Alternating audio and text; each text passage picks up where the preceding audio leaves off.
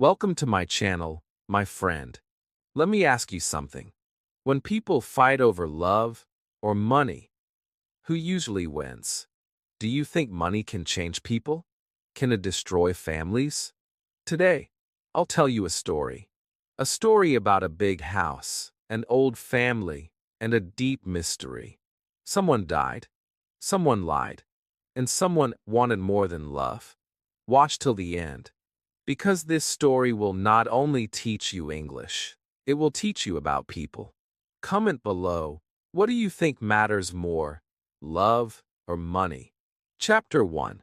The heat of July and a phone call that changed everything. It was the hottest day of the year. The sun stood high in the sky. The air was still, and even the leaves on the trees didn't move. Everything outside looked calm. But inside the house, things were different. The house stood alone, far from the city, close to a quiet river and a small village. It was big, old, and beautiful. There were flowers in the garden, tall trees, and the sound of birds in the distance. But inside the house, one woman was sweating, tired, and thinking. Her name was Jenny. She was tall, strong, and 30 years old. She wore a warm skirt and a yellow shirt, even in the heat. She came in from the garden, walked into the kitchen, and poured herself a glass of water. As soon as she took the first sip, the phone rang. She took a deep breath and answered. Greenhill 1245, Jenny said. There was a short silence. Then a voice came. A voice Jenny knew too well. Jenny, it's me. It's Liza. I need to talk to Mom. Jenny closed her eyes for a second. Mom's not here, she said. She went to see the doctor. There was a pause. Why? What's wrong? Nothing's wrong, Jenny said quickly. Are you coming this weekend? Mom wants all of us here. Yes, I'm coming. But I need something. I don't have money for the train. Jenny's hand became tight around the phone. Again? You always ask for money. Mom gives you money every time. This call is expensive, Liza said coldly. Just tell Mom I need help. I want to come. Jenny didn't say goodbye. She just put the phone down. She took a cigarette from her bag and lit it. The smoke filled the air. Her face was red with anger. Liza was the youngest sister, just 20 years old. She lived in the city and wanted to be a singer. She had a beautiful voice, yes, but no real job. Always asking, always needing, never giving. Jenny worked hard. Liza only dreamed. Jenny walked back into the kitchen. She started to make sandwiches. She wanted to do something with her hands. She wanted to forget the phone call. But her heart felt heavy. Then the back door opened. A woman walked in. She was tall and graceful, wearing a dark dress and a soft hat. Her name was Ellen. She was the mother. Her face looked tired but kind. Her eyes were strong, deep, and full of stories. It's too hot, Ellen said, taking off her hat. Two black dogs ran into the kitchen after her. They stayed close to her feet. She sat down, placed her hands gently on the dogs' heads, and looked at Jenny. Mom, Jenny said carefully, Liza called. She wants money. Again, Ellen closed her eyes for a long moment. Then she stood up slowly, brushing the dust off her skirt. This afternoon, please get the house ready. And go to the village and get my tablets, okay? Yes, Mom, Jenny said. But she didn't stop there. She looked up. Her voice changed. Mom, wait. Paul Hobbs came here this morning. You know, from across the road. He's very upset about that letter you sent. He lost his job. He said something strange. What did he say? Jenny swallowed. He said he wants to talk to you. He's very angry. And he said something bad. He said he's going to kill you. Ellen did not answer. She didn't look surprised. She didn't look scared. She simply walked out of the room and closed the door behind her. And just like that, the silence came again. The dog stayed. The heat stayed. But something inside Jenny began to change. She didn't know it, but this was not a normal day. This was the day when everything began. The day when a quiet family became a loud story. The day when a phone call brought more than just words. It brought questions. It brought secrets. And soon, it would bring something darker. Because when money is missing, love disappears. And when everyone wants something, someone loses everything. Chapter 2. The Birthday Dinner and a House Full of Secrets. It was Saturday evening. The sky was gold. The wind was soft. Inside the big old house, Jenny stood by the window, looking at the long road that led to the house. A car appeared slowly. It was an old car, moving like it had no hurry. When it stopped, a tall man with white hair got out. He wore a black jacket and walked with care. Jenny sighed. "Uncle Robert," she said quietly. "Always late." She walked to the door and opened it before he could ring the bell. Robert smiled. His face was kind, but tired. 50 years old today, he said to Jenny. "Where does the time go?" He stepped inside and looked for Ellen. She was in the living room, standing tall in a long black dress. The two dogs sat quietly at her feet like guards. Robert walked to her and kissed her hand. "You look beautiful, Ellen." She didn't smile. "We're all getting older," she said. "Let's go into dinner. Everyone is here now." The dining room was warm and full of flowers. The table was long. The food looked perfect. Ellen sat at the head of the table.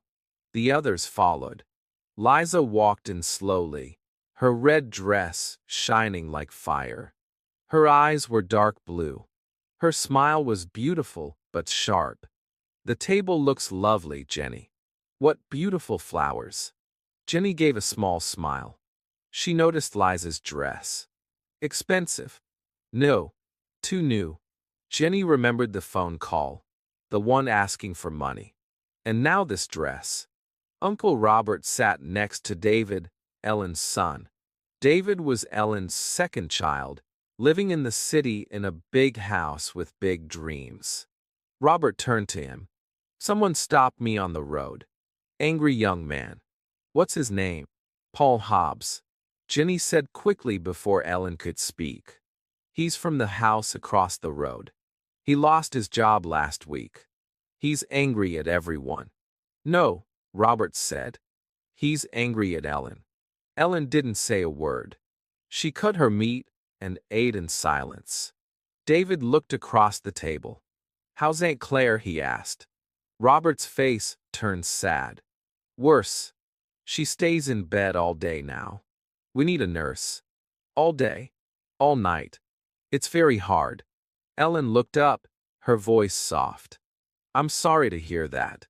Robert put down his fork. "She misses you, you know. You are her little sister. She asks for you." Ellen blinked slowly. "I know, but I am 50 now, and still her little sister. We can talk about this later."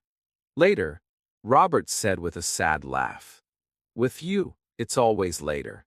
Never today." Jenny watched her mother. Her mother didn't like talking about Aunt Claire. She never liked going to visit her. The sadness was too much. Jenny turned to Liza. "That's a beautiful dress. Is it new?" Liza smiled brightly. "Thank you. Yes, I bought it on Wednesday. Very expensive." Jenny's heart jumped. "Wednesday? That was 2 days before the phone call." "You always have expensive things," she said quietly. "I don't like cheap things," Liza said, brushing her long hair. "And I'll need more money soon. I want to go to America. David, can you help me?" David didn't smile. "No, none of us can help you, Liza. You don't want to work. You dream. But we work. We have jobs. We have bills. Liza laughed like it was a joke. It doesn't matter. I don't need you. Mom helps me. She loves me the most. The room fell quiet. Liza smiled, but her eyes were cold. Jenny looked at her mother. Ellen's face was pale. She said nothing. But Jenny saw something in her eyes: fear, pain. Why was she afraid of Liza? Jenny tried to change the subject. Uncle Robert, would you like more meat? David, pour everyone more wine, please. David stood and poured the wine. Good bottle, he said. Ellen smiled, for the first time. Yes, your father loved this wine. Robert nodded. Expensive, too. Jenny leaned forward. David, would you like to meet the new man working at the farm? Mr. Blake. He wants to talk with you. Before David could answer, Ellen sat straight. Blake? Don't talk to me about that man. He wants part of my garden. He says he needs land. I say no. He's always dirty. And his teeth are terrible. Jenny looked down. I just thought. Ellen cut her off. And you, always smoking. Cigarettes in your mouth, all the time. You think I like that? Jenny stood up slowly and took her bag. She lit a cigarette and said nothing. She didn't want to fight. She just wanted peace. But tonight, it was impossible. David looked at his glass. Mom, maybe Blake is right. The garden is big. Too much work. This house is big, too. You're 50 now. Maybe it's time to take care of yourself. Ellen's voice was sharp. I don't need a nurse. I work in the garden every day. I'm strong. But I know why you say this. You all want my money. You come for dinner, but you don't care. You don't love me. You want my house. You want everything. But you will wait. I'm not giving you one penny. Not before I die. Don't say that, Mom. Jenny cried. But Ellen was already standing. I feel ill. I'm going to bed. She walked out. The door closed behind her. Silence. Then Liza whispered, one day, I'm going to kill that woman. David looked at her. He said nothing. Robert shook his head. She's not ill. She's angry. She was always angry about money. Why can't she be kind to her sister? Claire is dying. Ellen knows that. Jenny put out her cigarette. Would anyone like coffee? Let's go to the kitchen. They followed her quietly. But nobody spoke. The birthday had turned cold. The house was dark. Something had changed. And no one knew that it was only the beginning. Chapter 3. A quiet morning and a loud cry. The next morning came quietly. The sun rose slowly over the fields.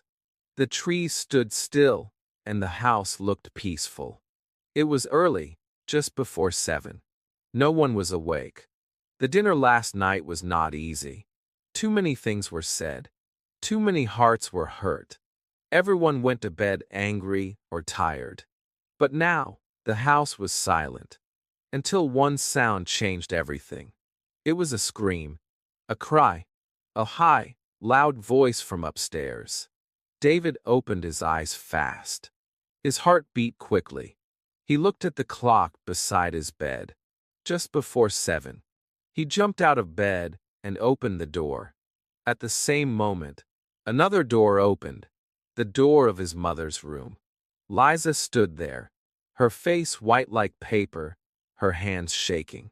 David, she shouted. It's Mom. I brought her some coffee. But she's not moving. She's dead. She's dead. David ran past her and into the room. The window was open, and the wind moved the curtains softly. The room was warm, but the feeling inside was cold. Ellen lay on the bed, one hand under her head. Her eyes were closed. Her face was calm, too calm. He walked closer. On the small table beside the bed, there were 2 cups, one empty, one full. The air smelled like warm milk and coffee. David touched her arm. Cold. No movement. No breath. He looked back at Liza. She's dead, he said slowly. His voice was flat. His eyes were lost. I'm calling the doctor, Liza said, turning to Ron. Wait, David called. Let's tell the others first. But Liza didn't wait. Nobody cared about her, she shouted as she ran downstairs. Nobody loved her. David followed her down. She stood by the telephone, hands shaking. She dialed the number fast. Dr. Rowe, this is Liza Hart. It's my mother. She's dead. Please come quickly. She hung up. Then she turned and looked at David. Her eyes were full of tears. It's not real, she said. It's not real. Dad died last winter. And now, Mom, she can't be gone. Don't cry, David said.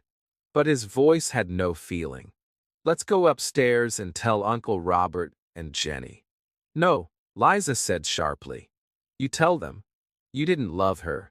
You're not even sad. You just want her money. David's hands turned into fists. Be quiet, he shouted. What about you? You always took money from her. You didn't care. You only loved her money. Liza's eyes grew wide. Then, slowly, she looked away. It's true, she whispered.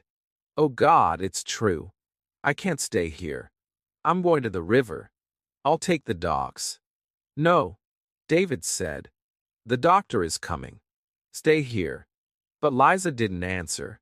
She walked into the kitchen. The two big black dogs followed her.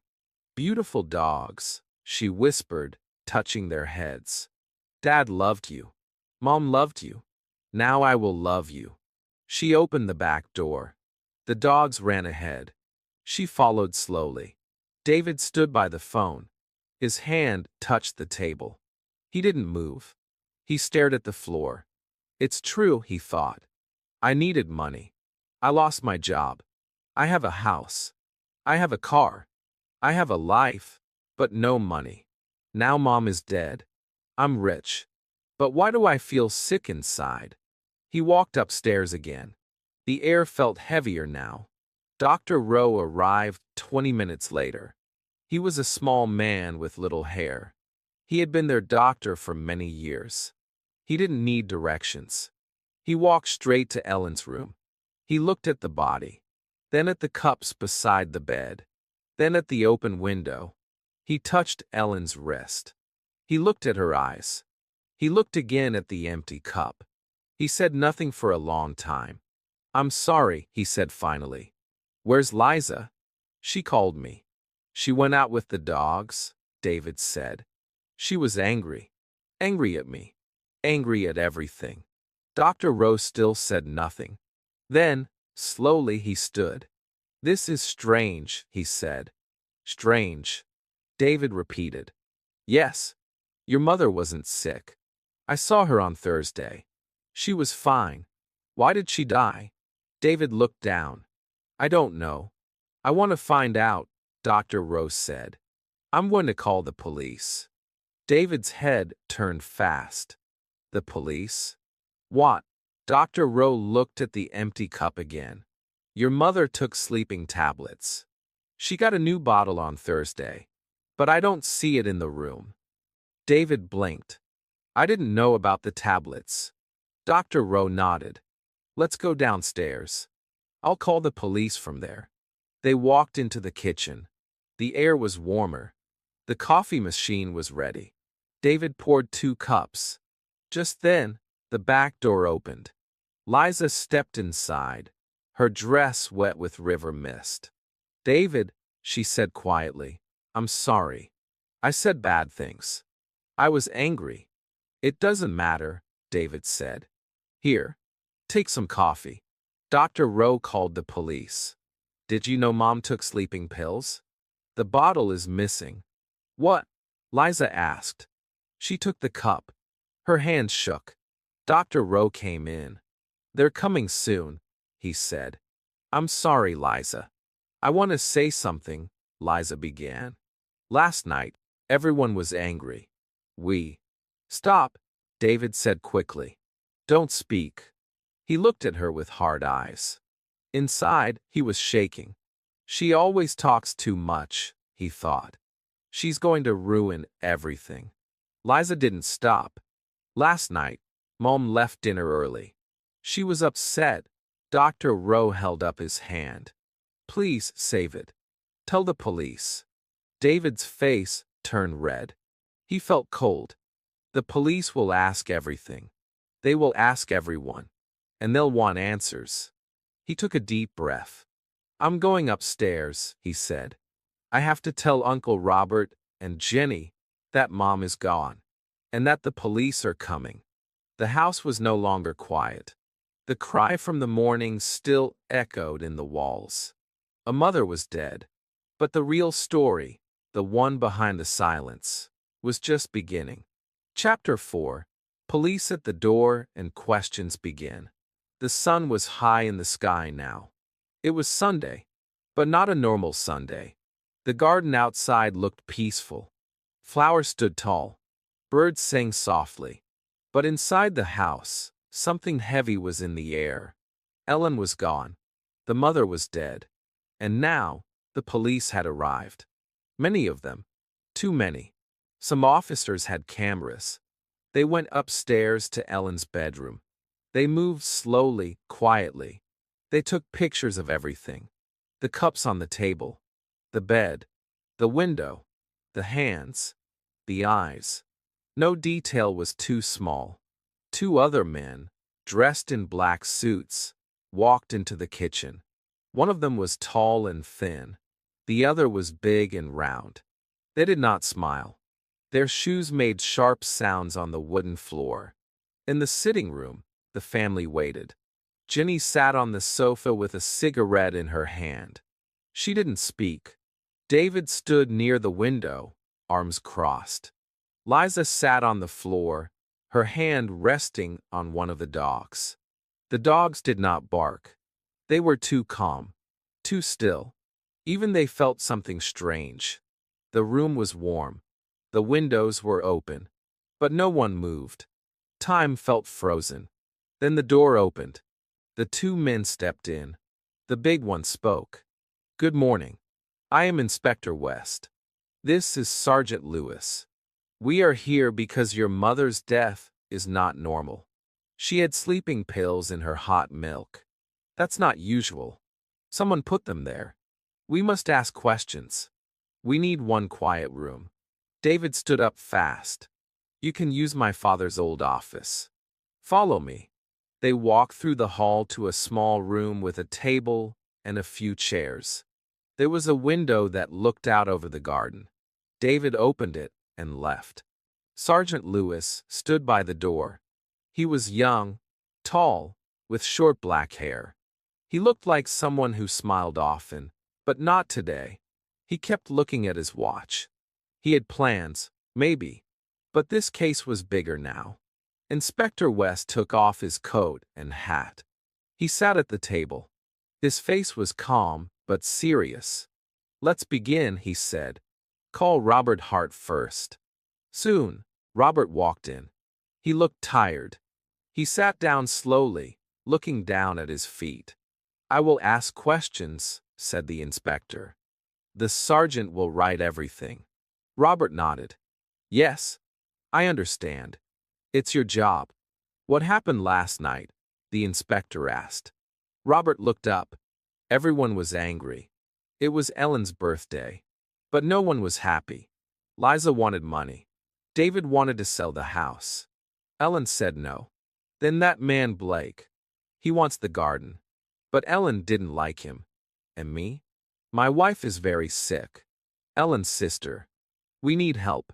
I asked Ellen for money. She said no. What did you do next? I was tired. I went to bed. I did go to her room before that. I asked again for money. She said no again. Did you hear anything later? I think I heard people walking. Maybe going to her room. Maybe going downstairs. I don't know. It was late. Thank you, Mr. Hart. That's all for now. Robert left. The inspector leaned back in his chair. Interesting. So many people angry with one woman. Call Jenny next. Jenny walked in. She was calm. Her hands were closed tight. She sat down slowly. "We found the empty pill bottle in Liza's room," the inspector said. Then he looked at her. Jenny did not move. Her face stayed the same. She didn't blink. "Where did your mother get her tablets?"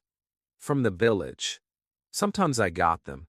On Thursday, I asked Paul Hobbs to get them. He lives across the road. He was going to the shop anyway.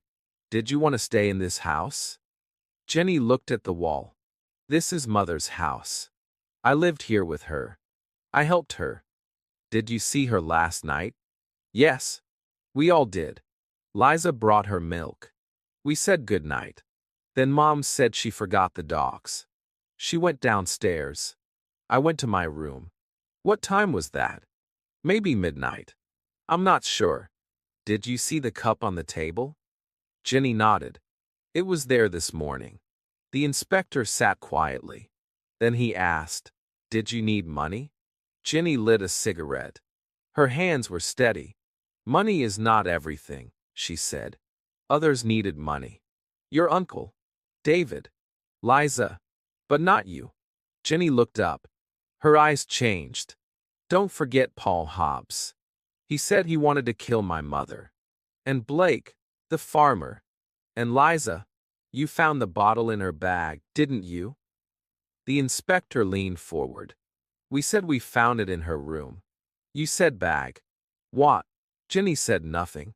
Then she smiled, just a little. "Would you like coffee?" The inspector nodded. "Yes, please. Sandwich too." Jenny left the room. The inspector sat back in his chair. "She's clever," he whispered. "But she said something wrong. Something she shouldn't know." Sergeant Lewis nodded. "It's getting interesting." "Let's see David next," said the inspector.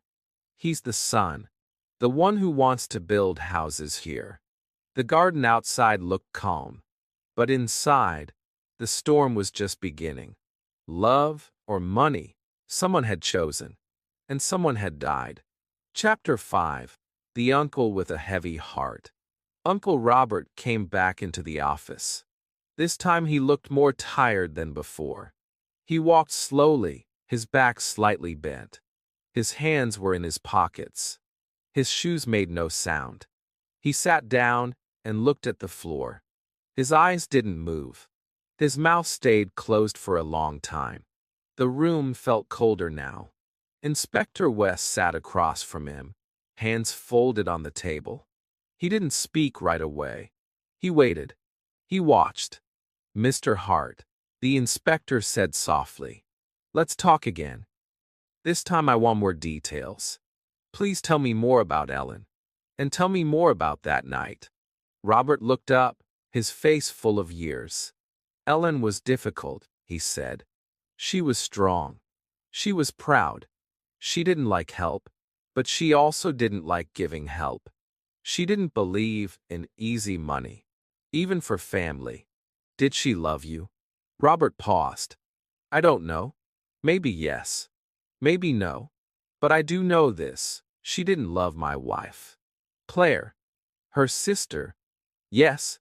Her older sister. Claire is sick now. Very sick. She can't walk. She can't eat without help. She stays in bed all day. And I stay beside her. We can't pay for nurses anymore. So I asked Ellen. I asked her again and again. But she said no." "Why do you think she said no?" "Because she thought Claire was weak. She always thought that. Even as children. Ellen thought strong people must suffer alone. She didn't like weakness. She didn't want to see her sister like that." "Did you ask her on Saturday night?" "Yes. One last time. I said, 'Please, Ellen. Just a little help.' She looked at me with cold eyes. She said, 'You can manage. You always do.' Then she went upstairs." "What did you do?" "I drank a little wine. I sat in the kitchen. I looked at my hands. I thought about my life. I thought about Claire in bed, calling my name every hour. I felt tired. So I went to bed. Did you hear anything? Yes, Robert said slowly. I heard voices. People saying good night. I think David was speaking.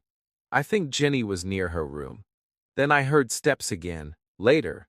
One person. Going downstairs. What time was that? I don't know. Midnight maybe. I didn't look at the clock. Did you go back to sleep? No, he whispered. I just lay there. Thinking. About life. About death. About Ellen. I thought, maybe this is the last time I see her. I was right. The inspector nodded. Thank you, Mr. Hart. One more question. Did you ever think, even for 1 second, about hurting her? Robert looked up slowly. His eyes filled with water. No. I thought about shaking her. I thought about shouting. But no, I couldn't hurt her. She was cold to me. But she was still family. She was still Ellen. The inspector gave a slow nod. Thank you. You can go now. Robert stood up. His back looked heavier now. As he walked out, his steps were slow. He passed by Jenny in the hallway and said nothing. Jenny didn't look at him. No one did. The whole house was quiet again. The inspector leaned back in his chair. He looked at the ceiling. He's telling the truth, he said. Sergeant Lewis wrote something down. Then who's lying? The inspector stood. Call Jenny again. I'm not finished with her. There's something behind her words. Something broken. The sergeant nodded. He walked to the hallway to call her back. In the sitting room, Robert returned to his chair. He poured a glass of water with shaking hands. Liza looked at him. Her voice was quiet. Uncle, are you okay? He looked at her. I loved your mother, you know. But love can get tired too. Liza looked away. The dogs lay at her feet. One of them gave a small cry. Upstairs, the door to Ellen's room was closed. No one went in. But her presence was still there, like a shadow. Like a memory no one could forget. Downstairs, the questions continued. The inspector knew that this case was not simple. There was no blood, no weapon, no noise. Just one quiet woman in her bed and a bottle of missing pills. But the truth always finds a crack to come through. And someone, maybe Jenny, maybe not, had started to crack. Chapter 6. The Daughter Who Loved Order. Jenny sat down in the small office again. The room was warm, but her hands felt cold. She looked calm on the outside. Her face was still, her eyes quiet. But inside, something moved. Something was not calm. The inspector looked at her carefully. She didn't meet his eyes. She stared at the wall. At nothing. Inspector West folded his hands on the table. Thank you for coming back, Miss Hart. We are just going to go a little deeper this time. Jenny nodded. That's fine. You lived here with your mother, yes? Yes. I lived here. I helped her with the house. With the garden. With everything. And how was your relationship with her? Jenny gave a small smile. It was respectful. Respectful. She was not soft. She liked things done her way. I followed her rules. The inspector leaned forward. You didn't feel angry with her? Jenny lit a cigarette slowly. Her hands were steady. She blew the smoke out gently. No, I didn't feel angry. I felt tired. Tired. Yes. I cleaned the house. I cooked the food. I listened to the problems of my brother and sister. I watched people take money from her. I saw her say no to everyone. But still they came. Every week. Every month. And I stayed. She gave you nothing? Jenny looked down. She gave me a room. A bed. Some food. And love. Jenny didn't answer. She looked out the window. Her eyes were glassy. She loved Liza. She smiled at Liza. She gave money to Liza. She protected her. Even when she was wrong. Tell me about Saturday night. Jenny's voice came back. Come again. We had dinner. It was cold, not in the food, but in the room. Liza talked too much. David talked too much. Uncle Robert asked for money. Mom said no to everyone. Then she got angry. She went upstairs. Then what? We went to the kitchen. I made coffee. David poured wine. Liza cried about something. I don't even remember. Did you see your mother again? Yes. I went to say good night. We all did. Liza made the milk. She took it to Mom's room. Did you go in with her? No. I went later. To say good night. What did your mother say? Jenny blinked. She remembered the dogs. She forgot to feed them. She said she'd go down to the kitchen. Then I went to my room. What time was that? Jenny thought. Maybe midnight. I don't remember exactly. Inspector West leaned in. You said something earlier. Something we didn't tell you. Jenny looked at him. What do you mean? You said we found the empty pill bottle in Liza's bag. Yes, that's what you said. The inspector shook his head gently. No, we said we found it in her room. You said bag. That's different. What? Jenny blinked. For the first time, her hands moved. Just a little. I must have misunderstood. Maybe. Or maybe you knew it was in her bag. Jenny didn't answer. She took a deep breath. You think I did something. I think you're quiet, the inspector said. Very quiet. Too quiet. Jenny looked at the inspector now. Her eyes were sharp. Do you think quiet people are dangerous? I think quiet people carry heavy things. There was silence in the room. The only sound was the clock ticking on the wall. The inspector leaned back. Tell me about Blake, the man from the farm. Jenny's voice dropped. He wants part of the garden. Mom said no. He came to talk to David. Not me. But years ago, he worked here. As a gardener, yes? Jenny didn't move. Did you know him well? Jenny's voice was small now. That was a long time ago. Did your mother approve? No, Jenny said quickly. She said no. She always said no. The inspector nodded. That must have hurt. Jenny said nothing. I'm going to ask Liza to come in next, the inspector said softly. Thank you. Jenny stood up. She didn't look angry. She didn't look sad. She just looked tired. Very tired. As she left the room, Sergeant Lewis looked at the inspector. She made a mistake. The inspector nodded. Yes, and it's the kind of mistake that comes from knowing too much. Down the hall, Jenny walked past the sitting room. Liza looked up at her. Their eyes met for a second. Nothing was said, but everything was understood. And in that quiet second, the real game began. Because Jenny was the daughter who loved order. The daughter who stayed. The daughter who watched. The daughter who remembered everything. And maybe, just maybe, the daughter who planned everything, too. Chapter 7. The son with big dreams and no job. David sat down in the small office. His shoulders were straight, but his face looked tired. He tried to stay calm. He wanted to look strong, but something in his eyes showed fear.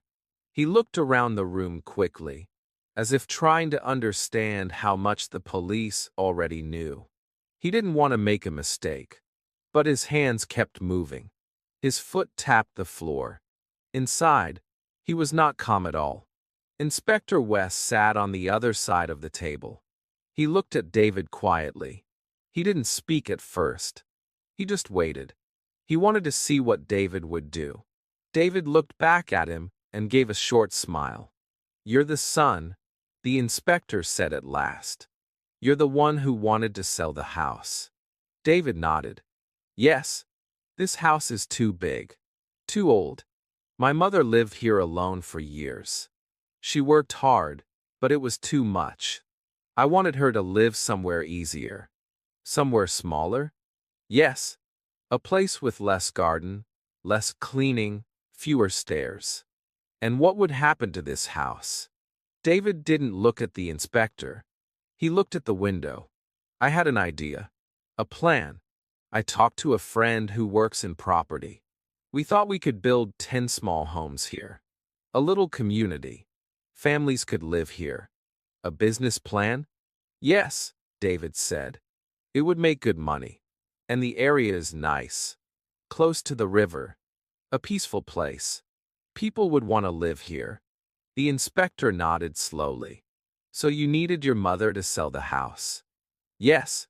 She owned everything. I couldn't do anything without her. And what did she say? David smiled, but it was a tired smile. She said no. Again and again. She said this house was her home. That she loved the garden. That my father built this place. That she would never sell. And how did that make you feel? David looked down at the table. It made me feel trapped. Like my future was stuck. I have no job right now. I lost it last month. My bills are growing. My car needs work. But my mom didn't want to help. She said I should be strong, like she was. But times are different now. It's not so easy. Did you ask her for money? I didn't ask directly. I talked about the house. About the plan. About what we could do. I tried to show her the big picture. But she didn't listen. She never really listened to me.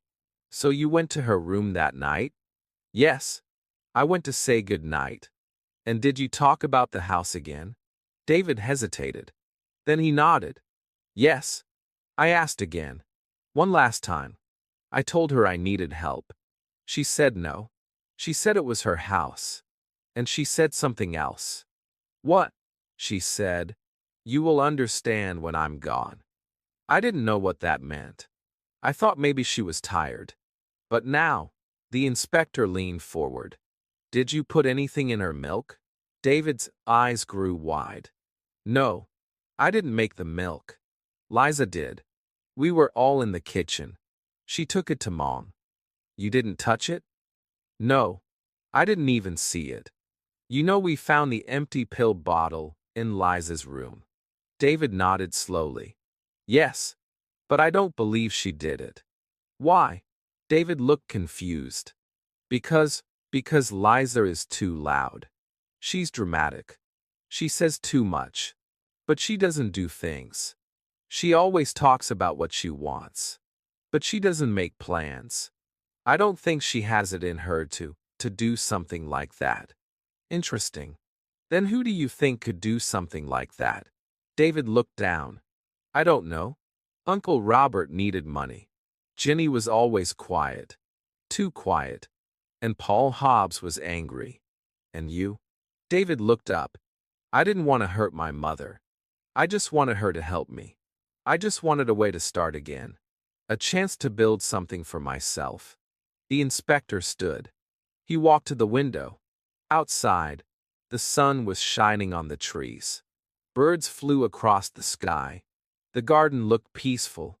But peace can be a lie. Sometimes peace hides pain. Sometimes silence hides the truth. You lost your job, the inspector said. You didn't tell your family. No, I didn't want them to know. I didn't want to look weak. You live in a big house in the city. You have a nice car. A good life from the outside. David nodded. Yes, but it's not real. It's all on loan. I have debt. I needed help. And now your mother is dead. And you're going to be rich. David's face turned red. Don't say that. It's the truth, isn't it? You needed her to say yes. But now, with her gone, the house is yours. The land is yours. The dream can begin. David stood up quickly. I didn't kill her. I didn't even touch the milk. I just wanted her to understand. The inspector stayed calm. Maybe you didn't. But maybe someone else did, to help you. Or maybe to help themselves. David breathed hard. His hands were shaking. I didn't ask for this. I didn't want this. The inspector watched him. But maybe deep inside you did. David didn't answer. He left the room without looking back. In the hallway, he passed Jenny. Their eyes met. No words. Just a moment. A strange moment. Full of questions. Full of silence. The inspector looked at Sergeant Lewis. He's hiding something. Do you think he did it? I don't know, the inspector said. But I know this. He wanted the house. And now he has it. Outside, the birds still sang. The trees still stood. But inside the house, everything had changed. A mother was dead, and the dream of a son had finally come true. But at what cost? Chapter 8. The Angry Girl with a Sad Story. Liza sat down in the office chair slowly. Her red dress moved gently as she crossed her legs. She didn't look nervous. Not like David. Not like Robert. Her face was calm. Too calm. She smiled at Sergeant Lewis for a second. He looked away, trying to stay professional. But her eyes stayed on him for one moment longer. Then she turned to Inspector West and waited. She leaned back like she was ready for a game. But the inspector didn't smile. He didn't play games. He only asked questions. And this time, he was ready for her. Miss Hart, the inspector said, his voice even and slow. You said you found your mother's body this morning. You brought her coffee, and she was already gone. Is that right? Yes, Liza said with a small nod. I wanted to be kind. So I made coffee early. I thought it would make her happy. I opened the door, and I saw her, just lying there. Were you the first person to see her? Yes, she said. I screamed. David came after. Did you touch anything in the room? No, she said quickly. I just looked at her. I was in shock. Her hand was under her head. She looked so peaceful. Too peaceful. The inspector looked at his notebook. Tell me more about last night. From your point of view. Liza's smile returned. We had dinner. It was a special night. Mom's birthday. But everyone was cold. Nobody was happy. Uncle Robert needed money. David talked about selling the house again. Jenny sat quietly, like always. Then Mom shouted. She said we all wanted her money. And she went to bed early. The inspector nodded. And you made her milk. Yes. She always had warm milk before bed. I made it. I took it upstairs. I left it by the bed. Did you see her drink it? No. She was brushing her hair. She didn't speak to me. I just left the cup and walked out. And then, I went back to the kitchen. Paul Hobbs came. He was shouting. Angry. Very angry. He said Mom destroyed his job. He hit the door. We let him in. He said he wanted to kill her. The inspector raised his eyebrows. That's a strong word. But it's what he said, Liza replied. He said, I want to kill that woman. I remember it clearly. Who else was in the kitchen? Everyone. Jenny, David, Uncle Robert. Then Mr. Blake came too. He wanted to talk to David about the garden. The kitchen was full of people. Did your mother come down again? Liza shook her head. No. But Jenny said she might. Something about feeding the dogs. The inspector looked at her for a long time. Then he spoke slowly. We found the empty bottle of your mother's sleeping pills in your room. Liza froze. For the first time, she didn't smile. She blinked. What? In your room. In your dresser drawer. Hidden under clothes. No, she said, standing up. I didn't put it there. I don't even know what the bottle looks like. Then how did it get there? I don't know, she said. Her voice was shaking now. I don't know. Did you know your mother was taking pills to sleep? Yes. Everyone knew. She always said she couldn't sleep without them. Did she talk to you about stopping? Liza looked away. Yes, she said. She said she was tired of being tired. She wanted to live without pills. The inspector nodded. Tell me something, Liza. Did you love your mother? Liza's hands started to shake. That's a strange question. It's an important question. She took a deep breath. Then her words came faster. I don't know. I wanted to love her. But she never really loved me. She gave me money, yes. But not warmth. Not kindness. She always looked at me like I was a problem. Like I was weak. Like I was too much. The inspector waited. Liza continued. After Dad died, she got worse. She blamed me for everything. But she was the one who crashed the car. She was driving. He died. She lived. And still she acted like the victim. You think she killed your father? I don't know. But I know she didn't cry when he died. I did. I cried for days. And she just said, "Don't be soft." The inspector's voice was lower now. So you hated her? No, Liza said softly. I wanted to hate her. But I couldn't. Because I still wanted her love. I kept going back. Asking for help. Asking for money. I told her I wanted to go to America. I said it over and over. She always gave something. But not enough. She never really believed in me. And now, she's gone, Liza whispered. And I feel empty. The room was quiet. Even the birds outside seemed to stop. The inspector looked at her with calm eyes. You said something else earlier. What? You said that Jackie had a boyfriend. A gardener. Years ago. And that your mother didn't allow it. Yes. Jackie loved him. I remember. She smiled in those days. But Mom said no.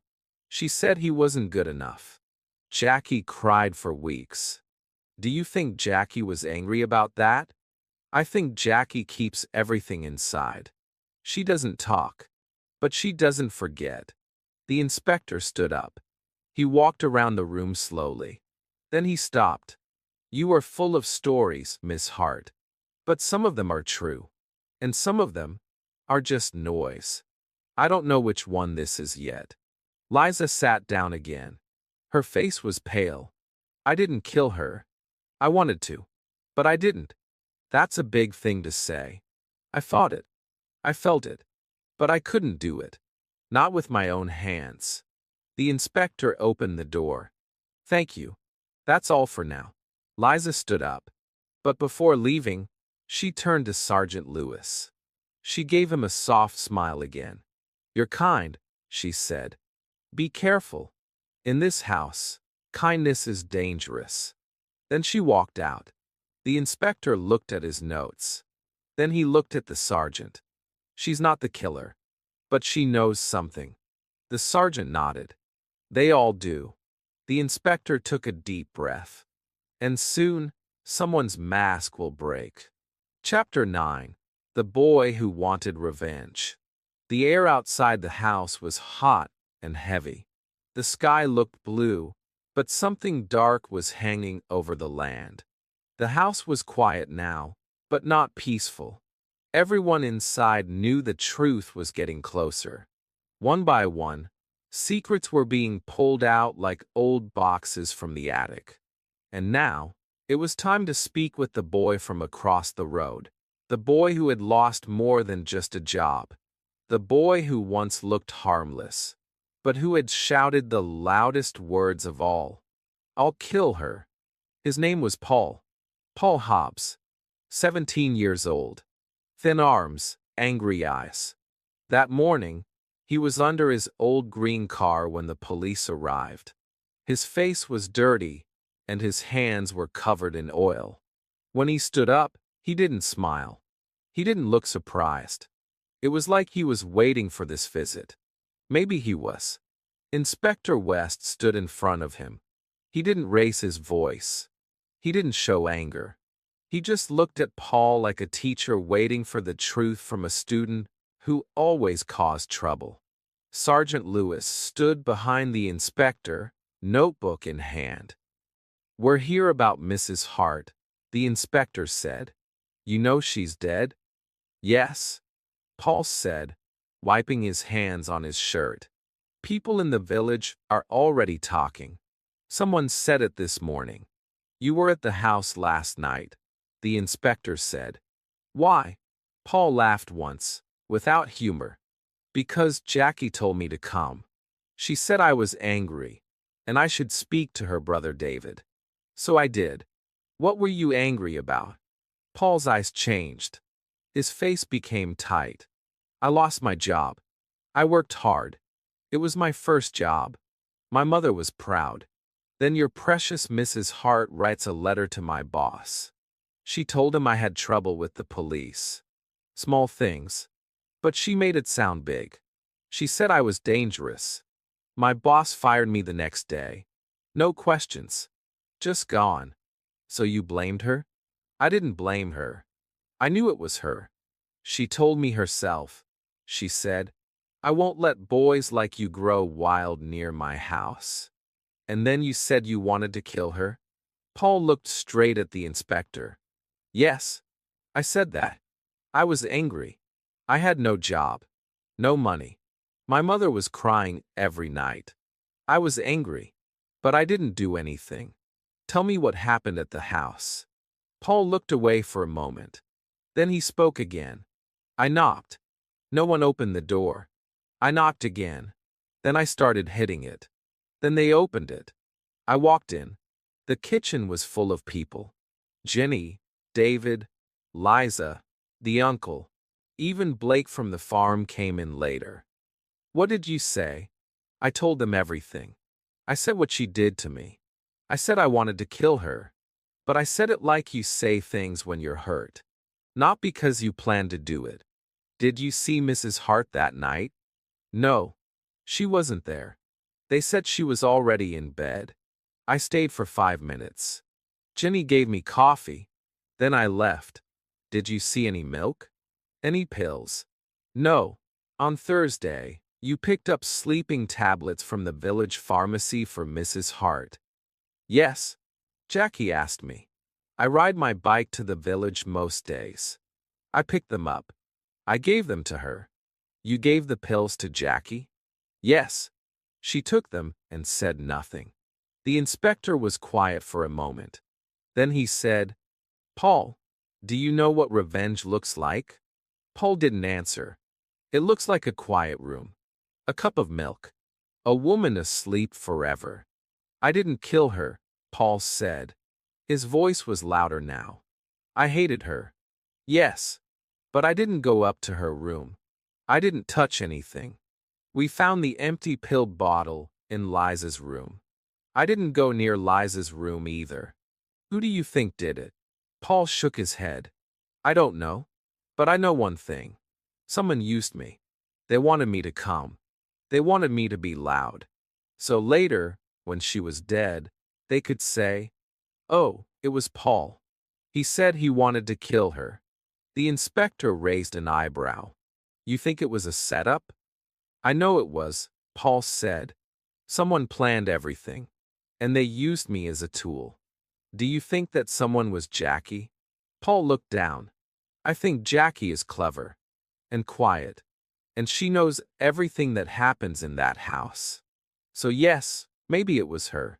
The inspector wrote something down. Do you still want revenge? Paul shook his head. No. I just want the truth. I want people to stop looking at me like I'm dangerous. I lost my job. I lost my name. I don't want to lose my future, too. The inspector nodded. That's all for now. Paul turned away and walked back to his car.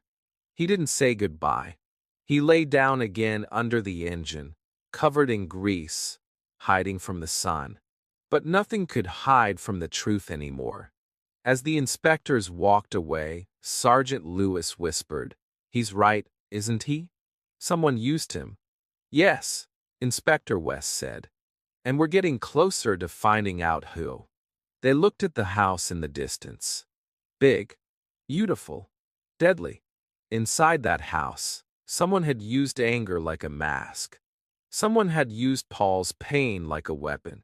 Someone had made sure Paul said the words, so they could do the deed. And now, the words were chasing them back. The dogs in the garden barked once and fell silent. The garden was still green, the sun still warm, But the truth was coming, and someone in that house was about to break. Chapter 10. The Farmer with a Broken Smile. The road to the farm was dry and quiet. The grass on both sides moved gently in the wind. The air smelled like soil and smoke. The sun was high above, but the light felt dull, as if it didn't want to shine on what was about to be discovered. The farmhouse stood near the river, old and tired. It leaned slightly to one side, like it carried too many memories. The wooden steps creaked as Inspector West and Sergeant Lewis climbed them. They didn't knock. They didn't need to. The door was open. Inside, a man was eating his lunch.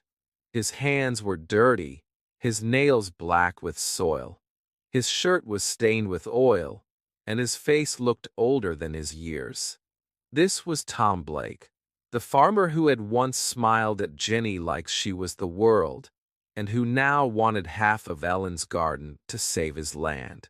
Tom looked up when the officers walked in. He didn't stand. He didn't welcome them. He simply wiped his mouth with the back of his hand and pushed his plate away. He knew why they were here. Everyone knew by now. So, Tom said, his voice low, "She's dead, isn't she?" Inspector West nodded once. "You heard already?" Tom nodded too. The village speaks fast. News travels quicker than a storm. "We need to ask you a few questions, Mr. Blake." Tom stood slowly and walked to the front room. The walls were bare. The chairs were old. On a small table, there was one black and white photo in a wooden frame. It showed a young girl with long brown hair. She was smiling, her hands full of flowers. The inspector stopped beside it. "Who's this?" he asked quietly. Tom didn't answer right away. He looked out the window. Then he turned his eyes back to the inspector. It was a long time ago. The inspector said nothing. He waited. Tom sat down and took a deep breath. "That's Jenny. When we were younger, she used to come here. Help me plant. Help me fix things. She loved the land. She loved the quiet. And I loved her. I think she loved me too.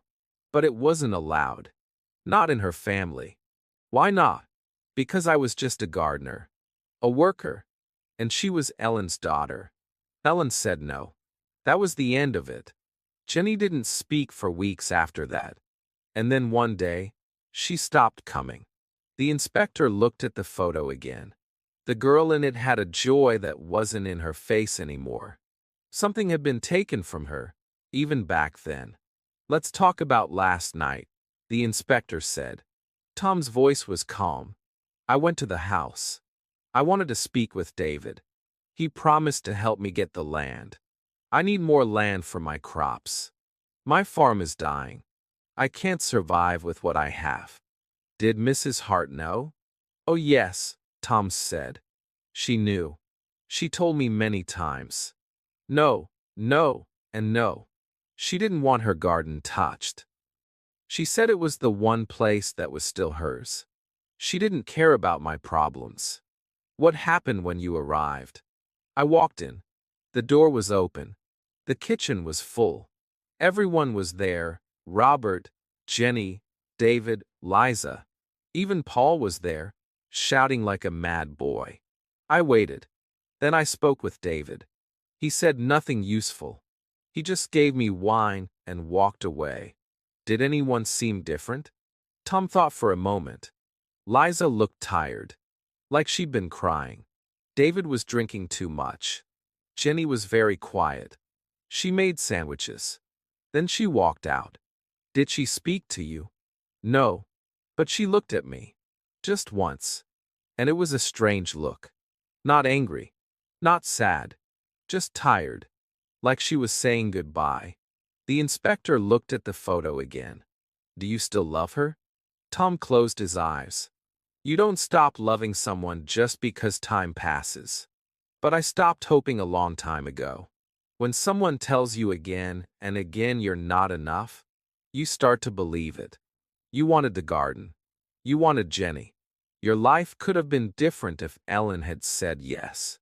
Tom's voice was heavy now. Yes, I dreamed of a small life with her. A quiet home. A family. But I'm just a farmer. And Ellen didn't think I was good enough. She said it with her eyes every time I stepped inside that house. Did you go upstairs last night? No. I never went past the kitchen. Jenny wouldn't let me. Did you see any pills, milk, cups? No. I drank wine. I ate a sandwich. That's all. The inspector walked toward the door. But he turned back one last time. Tell me, Mr. Blake, if Jenny asked you to help her, if she asked you to do something, even something bad, would you do it? Tom looked up slowly. His voice cracked. If she asked me to lie, maybe. If she asked me to run away, maybe. But to kill her own mother? No, I wouldn't do that. Not even for Jenny. The inspector nodded. That's all. As they left the house, the wind picked up outside. The grass danced. The leaves on the trees made soft sounds. Sergeant Lewis looked back once. He saw Tom standing by the window, staring at the field. He loved her, Lewis said softly. Yes, the inspector said. And love can turn into pain. And pain can turn into silence. The farmhouse became smaller behind them as they walked away. The clouds in the sky began to grow. Something heavy was coming. Something close. The truth was almost ready. And the house, that beautiful old house, was waiting. Because now the picture was clear. Now the lines were connected. And someone inside that house was about to be revealed. Chapter 11. The Truth Comes Out. The sky had changed by the time Inspector West and Sergeant Lewis returned to the house. The clouds were thicker now. The sun had gone behind them, and the wind began to carry a colder feeling. It was late afternoon, but the day felt heavier, as if it had been carrying the weight of many people's secrets. Inside the house, everything was quiet again. Too quiet. The family was waiting. Waiting for answers.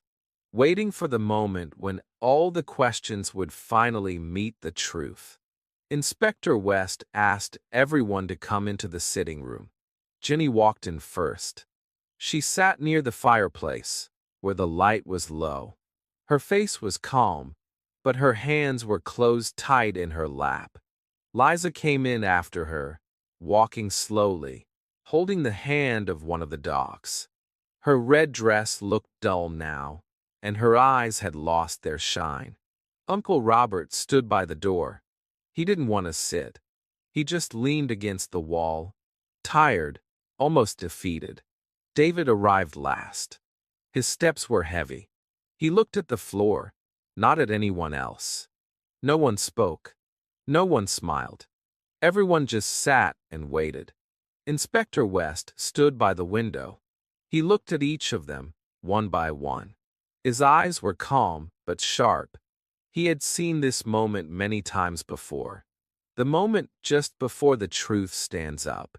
The moment when a family becomes something else. A group of people with reasons, with regrets, with hidden pain. I want to speak with all of you, the inspector said slowly. I've asked many questions. I've heard many answers. And now I will tell you what I know. Someone killed Ellen Hart. She didn't die by accident. She didn't die from age. She died because someone gave her too many sleeping tablets. And that someone is in this room. The room stayed silent. Even the dogs didn't move. She was strong, the inspector continued. Strong in her voice. Strong in her rules. But she made enemies. Not outside, but here, in her own family. All of you needed something from her. And she said no. He turned to Robert first. You needed money. Your wife is sick. You're selling your house. You asked Ellen for help. And she refused. You were angry, but not enough to kill. I believe that. But I also believe that you closed your eyes to the pain around you. You saw the danger and said nothing. Then he looked at David. You lost your job. You didn't tell anyone. You wanted to build houses here. 10 homes. A business. A new start. But you needed Ellen to say yes. And she said no. Again and again. You asked her one last time that night. And she said no again. You felt small. You felt helpless. And now, she is gone. And the land is yours. It's hard not to look at that, isn't it? David's face turned red, but he didn't speak. Next, the inspector looked at Liza. Her head was down, her eyes staring at the floor. And you, he said softly. You said many things. You said you loved your father. You said your mother killed him in the car accident. You said she didn't love you. You said she always gave you money, but never gave you real love. You said you wanted to kill her. But you also said you didn't. That you couldn't. And I believe that too. Liza's eyes filled with tears. She opened her mouth, but nothing came out. But there is one more thing, the inspector said. We found the empty pill bottle in your room. Hidden. Under your clothes. Liza looked up. I didn't put it there. I know, the inspector replied. You didn't. Because someone else did. Someone clever. Someone quiet. Someone who knows where you keep your things. Someone who had a reason to make you look guilty. He turned now, slowly, toward the last person in the room. Jenny. She didn't move. She didn't speak. She just looked at the inspector with calm, still eyes. You lived here, he said to her. You were with your mother every day. You cooked her food. You cleaned her room. You knew her habits. You picked up her medicine. You knew when she took her tablets. You knew how much was too much. Jenny said nothing. And you were the only one who knew Paul Hobbs would come to the house that night. You told him to come. You told him to speak loudly. You let him shout so everyone would hear him say he wanted to kill her. Still, she didn't speak. But her eyes began to shine now. Not with anger. Not with fear. With something else, something like pain. We searched Blake's farmhouse. The inspector continued. We found a picture of you there. A young version. With flowers in your hands. With love in your eyes. You used to smile like that, didn't you? Jenny blinked. You loved him. And he loved you. But your mother said no. She said no to everything that made you happy. She controlled your life. She said you were nothing without her. But you weren't nothing. You were tired. You were broken. You were done waiting. He walked closer now. Very gently. You put the tablets in her milk. You watched her drink it. You waited. Then you placed the empty bottle in Liza's room. You wanted the story to look right. Loud daughter. Angry boy. Shouting in the kitchen. But you forgot one thing. Jenny looked up. We never told you it was in Liza's bag. We said it was in her room. But you said bag. That was the mistake. That was the moment I knew it was you. The room was still. Then Jenny stood up. Her voice was soft. She never let me choose my life.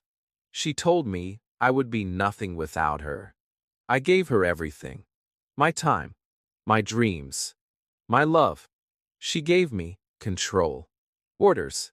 Cold silence. I watched my life disappear, day by day. And Tom was the only light I had. She took that from me too. She looked at Liza, then at David. You all wanted something from her. But I was the only one who stayed. I cleaned her mess. I kept her secrets. And she gave me nothing. Jenny didn't cry. Her voice didn't rise. But the pain in it made everyone feel cold. The inspector stepped back. Sergeant Lewis moved toward her. Jenny didn't fight. She just turned and walked with him. As the door closed behind them, no one in the room moved. Not for a long time. Outside, the rain began to fall. Soft at first, then harder. It was over. Chapter 12. The Price of a Mother's No. The rain kept falling all night. The drops tapped on the windows like small fingers, as if the sky was also crying with the family. Inside the house, everything was quiet again, but it was not the same kind of quiet. This silence felt deep. It was not peaceful. It was heavy, like a blanket made of sorrow and shame. The truth was out now, and it had changed everything. The person they trusted the most, the one who stayed close to their mother, was the one who had taken her life. Jenny, the oldest daughter, the one who always followed the rules, the one who said the least, the one who did the most. She was gone now, taken away by the police. But her actions stayed behind like broken glass on the floor. No one knew how to move without getting hurt again. David sat in the dining room, his head in his hands. He didn't say anything. The same man who always had big ideas, who talked about houses and plans and land, now had no words. He had spent so long trying to prove he could be something, trying to win his mother's approval, trying to build something of his own. But she had always said no. No to money, no to support, no to belief. And now, there was nothing left to fight for. The land was his. But at what cost? His mother was dead. His sister was in jail. His dreams no longer felt big. They just felt cold. Liza walked slowly through the hallway. She touched the walls with her fingers as she moved. The walls still smelled like her childhood, like her father's aftershave, and the lemon soap in the bathroom, and the flowers that used to sit by the front door. But those days were gone. She had shouted at her mother that night. She had wanted to scare her. She had even said she wanted her dead. But she didn't mean it. Not truly. She just wanted to be heard, to be seen. But no one listened. Not then. And now it was too late. Her voice had become dangerous. And even though she didn't kill anyone, the pain in her words had echoed through the whole house. She thought about Jenny, her quiet, careful sister, and how none of them had seen her pain. Uncle Robert stood by the kitchen door. He was holding a cup of tea, but he didn't drink it. His hands were shaking. He kept thinking about Ellen, his sister, the strong one, the one who had always acted like she didn't need anyone. But she did need people. She just didn't know how to show it.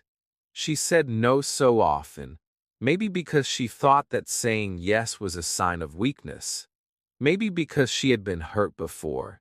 Maybe she believed that if she gave too much, people would take everything. So, she gave nothing. Not to David. Not to Liza. Not to Jenny.